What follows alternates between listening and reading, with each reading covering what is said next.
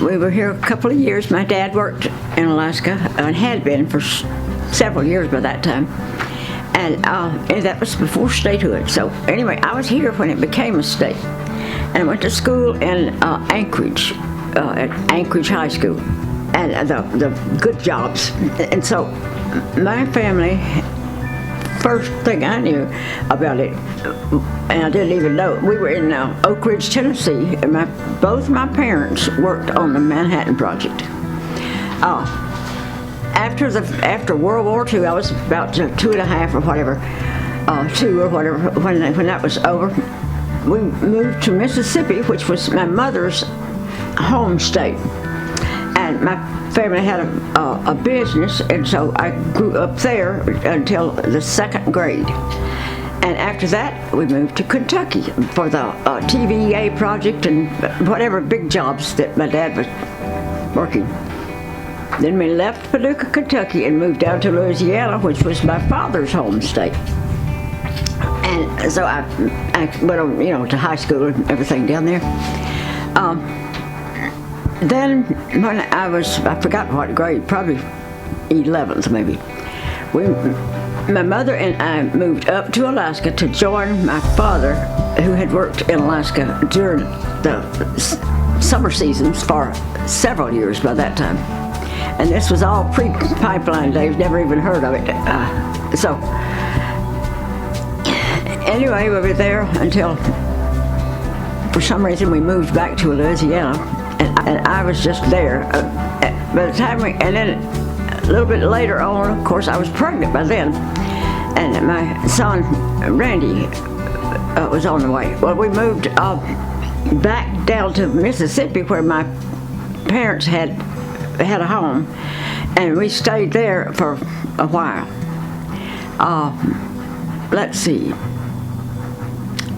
At some time, a year or so later, had another baby, my daughter Rhonda.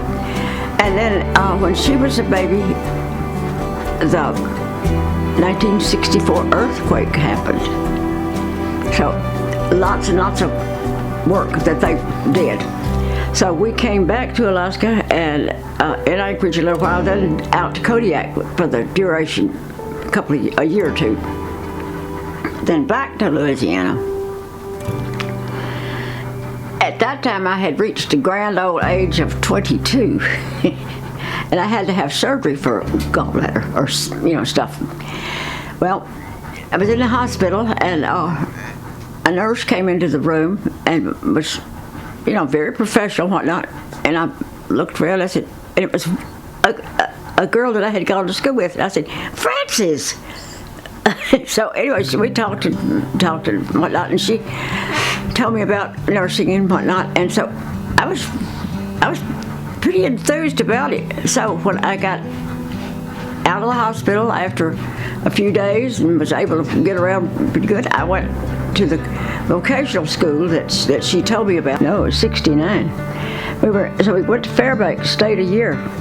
My family, all of them, except for me and my children, worked on the pre-pipeline preparations, the infrastructure, the roads, mainly roads. And so, anyway, we were there. It was a cold winter, and Fairbanks is not known to be real warm anyway. So we got a road map thing. It was called the milepost, and so I studied through that for a couple of 3 days and everything, and I came upon Wrangell, and it sounded pretty nice. So down we came. Well, my husband went to work through the union out of town somewhere, but the kids and I stayed here, and we just loved it. We were here 4 years, for 10 years. Well, I worked most of the time in nursing homes, and then I got a job as a private duty nurse. You had to be on the register and stuff. So did private duty nursing for a few years, and then Susie's grandfather started working back in Alaska on the pipeline and things. Well, let's see. I can't remember when I came back. These 10 years were going by, you know. Well, in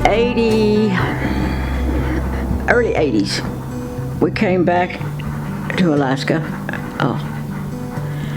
and went to Sitka, I believe. Anyway,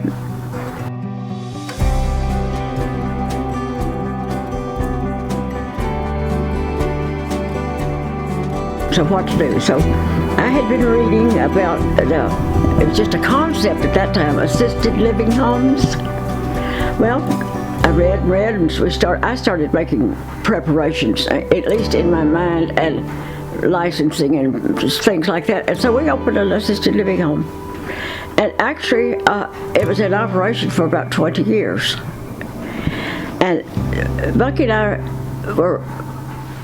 we ran it by ourselves pretty much for the first 5 years.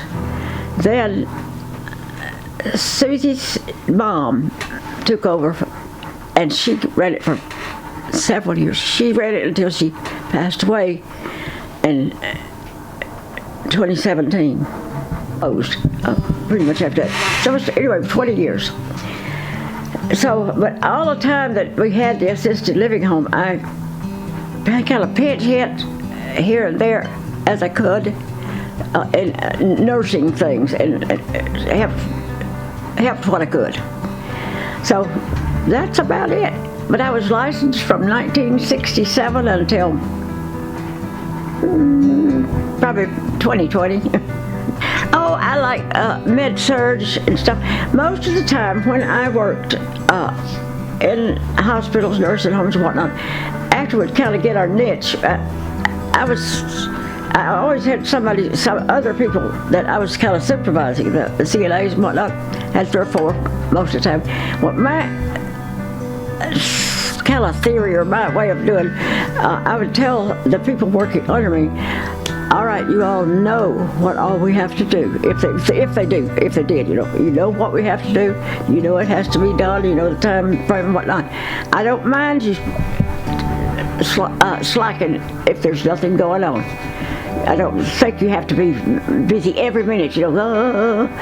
But get the work done, keep the people happy, and healthy as you can, and we'll go from there. So I had good working relationships with all the people that I sort of supervised, and my other people too. People that supervised me. Med-surg, and then anyway, my skill ended up being I passed meds. The routine meds for whoever hour many there was, and for the entire place, I usually did all the treatments and that kind of stuff. I did treatments, lots of them. So, and meds. And so that was what I usually did, but I liked med-surg. I liked pretty much all of it. I thought I liked OB, but when I did work in OB, it was shortly after my daughter Charlotte, Susie's mom, was born, and it was just too near to giving birth myself. And I didn't much like it. So I didn't like the way some of the people were treated at that time. It was a large hospital, and they were not, all the people were not kind to all the patients. And I couldn't stand that. It was too near to my own situation.